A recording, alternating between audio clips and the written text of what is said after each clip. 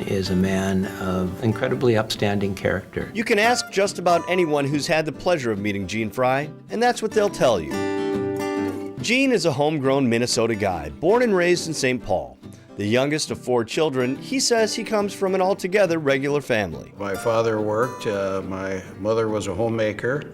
I have 3 older brothers, all of whom are good friends of mine today, and I see them a great deal. Gene graduated from Cretin High School in 1948. He went on to college, spending 1 semester at the University of St. Thomas before transferring to the University of Minnesota to study business. Business is a many-splendored thing, and while I always thought I would end up somehow or other in business. Once graduated, he took a job with Waldorf Paper Products Company in St. Paul.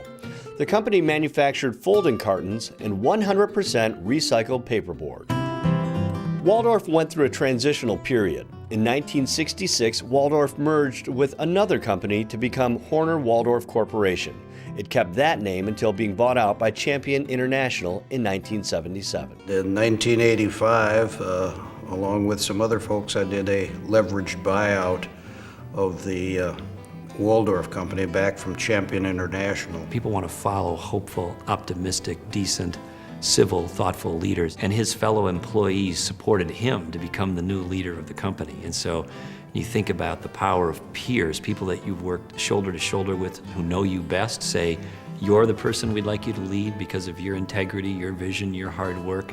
That's an affirmation of Gene and his leadership and his skills. We renamed it Waldorf Corporation, and ultimately I bought out my partners and was CEO and chairman of the board of Waldorf Corporation until my retirement. Gene retired in 1997 after selling Waldorf to Rock 10 Company. I enjoyed my job a great deal. I liked what I was doing and chose to stay, and I'm happy that I did. Business wasn't Gene's only interest during his long career. He and his wife Mary have had a number of community involvements. One thing that's always been important is finding ways to give back to the community. I enjoyed serving with a number of nonprofit organizations, including the United Way and the Business Partnership, Minnesota Business Partnership. I have known Gene Frey for almost a quarter of a century. He returned to St. Thomas in 1988 as a member of our Board of Trustees and has served on that board now for over 22 years. He and Mary have generously contributed philanthropically in a number of key ways over these years.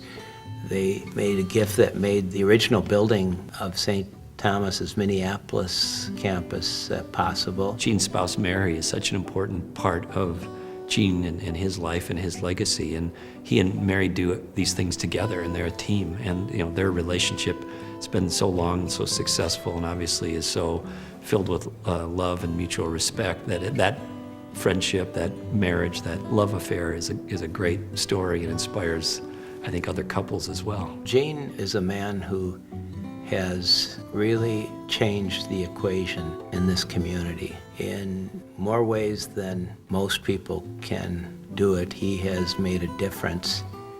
And this honor recognizes what Gene has accomplished, but it also shows to younger people that this is the kind of person we hope that you will aspire to be. He's just fun to be around, and he has a positive energy, a positive outlook on life, and he's got a joyful spirit about him. And so I think that makes it pleasant, and it draws people in, and you want to be on Gene's team. You want to be part of Gene's network. Look about and decide where it is that you think you want to go. Find something that you think you will enjoy doing, and then get the necessary education so that you can accomplish your goals and have a lot of fun in life.